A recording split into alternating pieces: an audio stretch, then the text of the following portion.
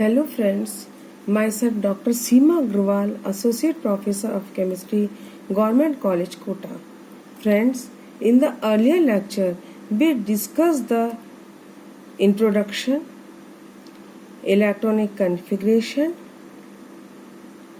and some general properties of the elements of first transition series. In continuation of the previous lecture, we discuss here some more general characteristics of elements of first transition series. So first is density, घनत्व. हम जानते हैं कि density किस किस पे depend करती है. डेंसिटी डिपेंड करती है एटॉमिक वेट के ऊपर, एटॉमिक रेडियस के ऊपर,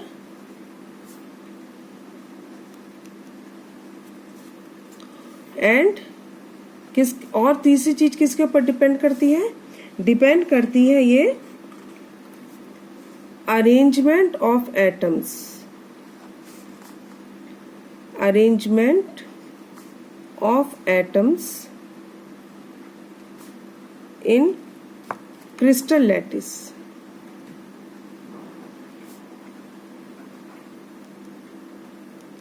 ठीक है, तो घनत्व किस किस के ऊपर डिपेंड करता है? परमाणु के किसी भी एटम के परमाणु भार के ऊपर, परमाणु त्रिज्या के ऊपर, और जालक के अंदर जो एटम्स हैं वो किस तरीके से अरेंज है उसके ऊपर डिपेंड करते हैं. ट्रांजिशन मेटल्स जो है उनकी मेटेलिक रेडियस बहुत कम होती है, उनके एटम बहुत ज़्यादा क्लोजली पैक्ड होते हैं और उनका एटॉमिक वेट बहुत ज़्यादा होता है. इससे इनकी डेंसिटी कैसी होती है? हाई डेंसिटी होती है,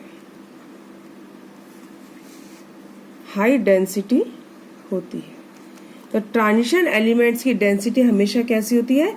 बहुत उच्च होती है, बहुत उच्च घनत्व के ये होते हैं. इन जनरल हम यदि बात करें तो ट्रांजिशन एलिमेंट्स की लेफ्ट टू राइट जाने पर, यानी scandium, titanium, vanadium, chromium, manganese, iron, cobalt, nickel and copper.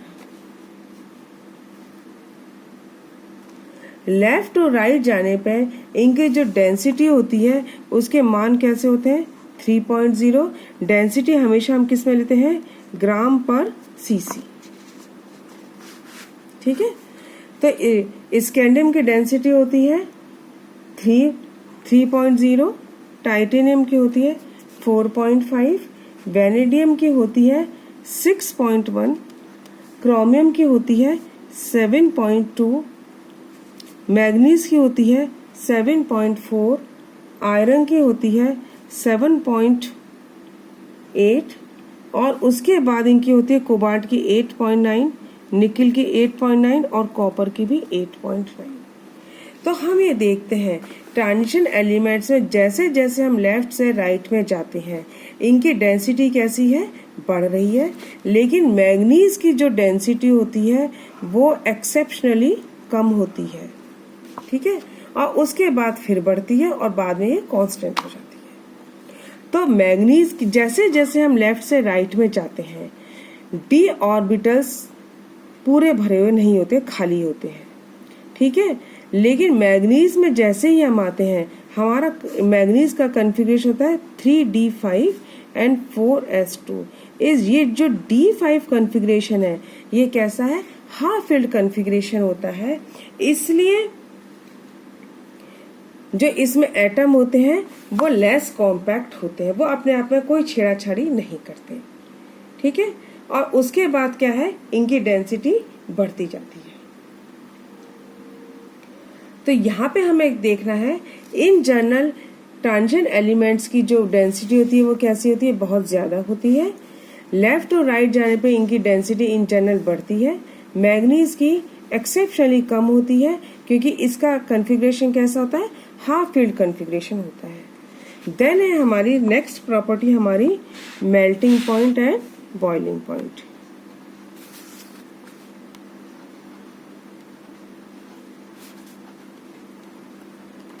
Melting point and boiling point, गलनांक एंड क्वथनांक। इनके जो मेल्टिंग पॉइंट होते हैं वो कैसे होते हैं, ट्रांजिशन एलिमेंट्स के बहुत ज़्यादा हाई होते हैं।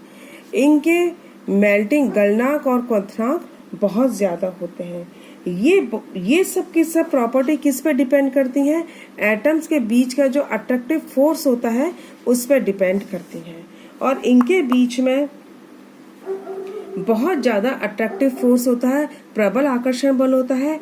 जितना ज़्यादा आकर्षण बल होगा उतना ज़्यादा एटम एक दूसरे से बंधे हुए होंगे और उनको तोड़ने के लिए उतनी ही ज़्यादा ऊर्जा देनी पड़ेगी। तो जितनी ज़्यादा आकर्षण बल होगा उतना ज़्यादा बंधे होंगे, ऊर्जा उतनी देनी पड़ेगी। इसका मतलब क्या है, इनका मेल्टिंग पॉइंट कैसा हो जाएगा, बहुत ज़्यादा हाई हो जाएगा। इसमें भी इन जनरल ट्रेंड क्या होता है, स्कैंडियम से क्रोमियम तक तो ये क्या होते हैं, इंक्रीज होता है इनका। मैग्नीज का एक्सेप्शनली लो होता है और आयरन से लेके कॉपर तक का कैसा होता है, फिर ये डिक्रीज हो जाता है। तो सेम रीजन स्कैंडियम से क्रोमियम, क्योंकि डी ऑर्बिटल इन्वॉल्व होते हैं, आधे भरे पूरे भरे हुए नहीं होते हैं, इससे क्या है ये आकर्षण बल इनका कंपैरेटिवली कम होता है। मैग्नीज का D5 कॉन्फ़िगरेशन होता है, बहुत स्टेबल कॉन्फ़िगरेशन है, इसलिए इनका मेल्टिंग पॉइंट कैसा होता है, ये अपने आप को छेड़ने नहीं देगा इसको। इससे ये ना तो टूटना चाहेगा ना ही बढ़ाना चाहेगा। तो इसका मेल्टिंग पॉइंट कैसा होता है, लो होता है और इसके बाद ही इनका डिक्रीज होता है।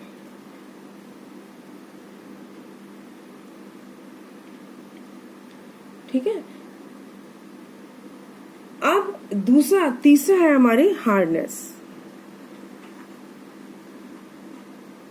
Hardness and mechanical strength.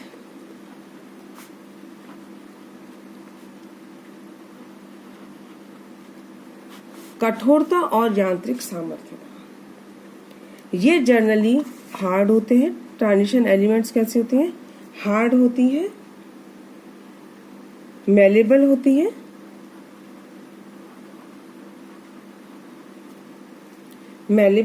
है, और इनकी मैकेनिकल स्ट्रेंथ बहुत अच्छी होती है।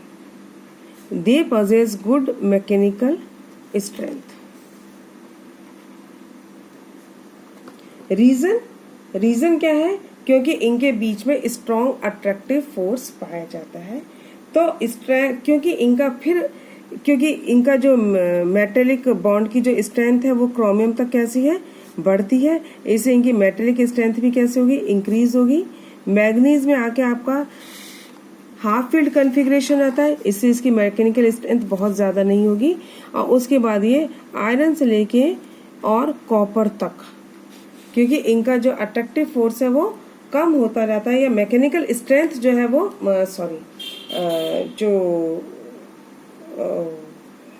इनका जो मैकेनिकल स्ट्रेंथ है वो इनकी कम होती जाती है। ठीक है, क्योंकि इनका जो बॉन्ड स्ट्रेंथ है वो भी इनकी कम होती जाती है। अब हमारी और इम्पोर्टेंट है आयनाइजेशन पोटेंशियल, आयनन विभव।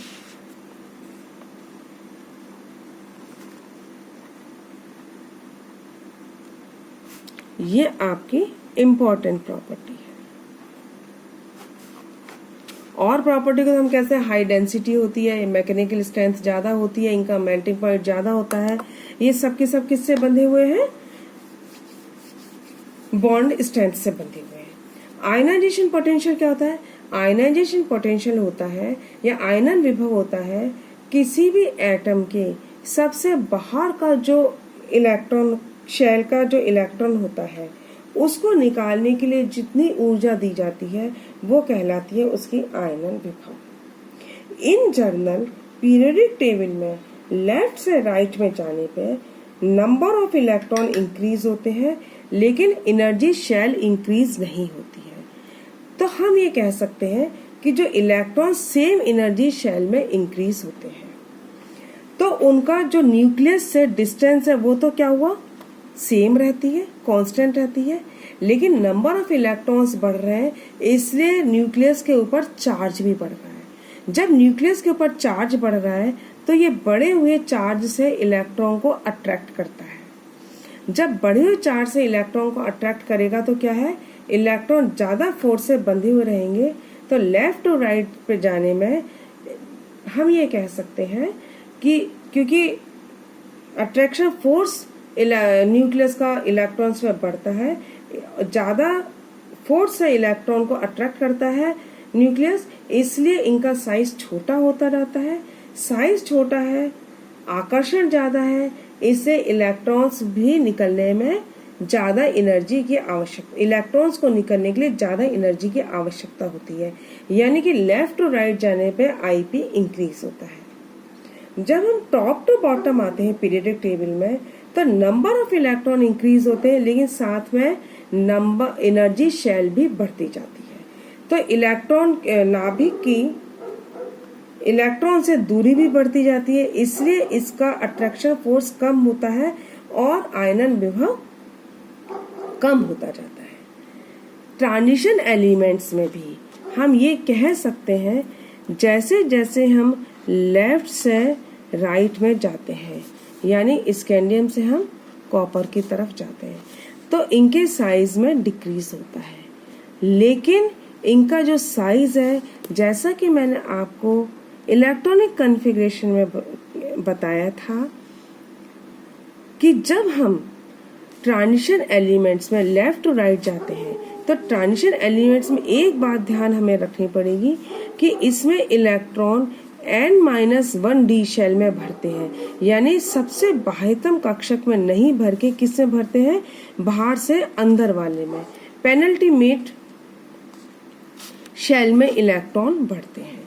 तो पेनल्टीमेट शेल में इलेक्ट्रॉन बढ़ने से क्या होता है, बाह्यतम कक्ष में तो इलेक्ट्रॉन पूरे भरे हुए हैं, और जब पेनल्टीमेट शेल में इलेक्ट्रॉन आते हैं तो क्या होता है कि ये जो इलेक्ट्रॉन्स हैं, डी के जो इलेक्ट्रॉन हैं, एस के इलेक्ट्रॉन को क्या करेंगे, रिपेल करेंगे। रिपेल करने के कारण क्या होता है, इनका साइज बढ़ता है। ठीक है, इनका साइज बढ़ता है। एट द सेम टाइम चाहे वो अंदर वाले कक्षक में इलेक्ट्रॉन आ रहे हैं तो आ तो रहे इलेक्ट्रॉन, न्यूक्लियस के ऊपर तो चार्ज बढ़ रहा है। जब न्यूक्लियस के ऊपर चार्ज बढ़ रहा है तो नाभिक के आवेश भी बढ़ रहा है। जब नाभिक के आवेश बढ़ रहा है तो ये ज्यादा फोर्स से इलेक्ट्रॉन को अट्रैक्ट करेगा। तो दो फोर्स आपस में काम कर रहे हैं। एक फोर्स तो क्या हो रहा है, न्यूक्लियस के ऊपर बढ़ा हुआ चार्ज ये इलेक्ट्रॉन्स को अंदर की तरफ खींचेगा, जिससे कि एटम का साइज कम होगा। दूसरा क्या होगा, दूसरा वो होगा शील्डिंग इफेक्ट, जो कि इलेक्ट्रॉन को रिपेल कर रहा है और उसके कारण क्या होगा, इलेक्ट्रॉन का साइज बढ़ेगा। तो ये दोनों इफेक्ट आपस में 85% एक दूसरे को कैंसिल कर देंगे, यानी इलेक्ट्रॉन को जो साइज डिक्रीज होगा सिर्फ 15% से डिक्रीज होगा, या आप कह सकते हैं 0.15 का एटम का साइज डिक्रीज होगा जैसे जैसे हम लेफ्ट से राइट में चलते हैं। और ये लगभग कैसा होता है, नेग्लिजिबल होता है, नगण्य होता है। तो हम कह सकते हैं फर्स्ट ट्रांजिशन सीरीज में लेफ्ट टू राइट जाने में एटम के साइज में डिफरेंस बहुत कम होता है, इससे इनका आईपी भी लगभग समान होता है। ठीक है, बढ़ेगा, लेफ्ट टू राइट जाने में बढ़ेगा, लेकिन वो बढ़ना बहुत कम होता है, इसको हम कह सकते हैं लगभग समान होता है। ठीक है, तो ये हमारी कुछ जनरल प्रॉपर्टीज थी।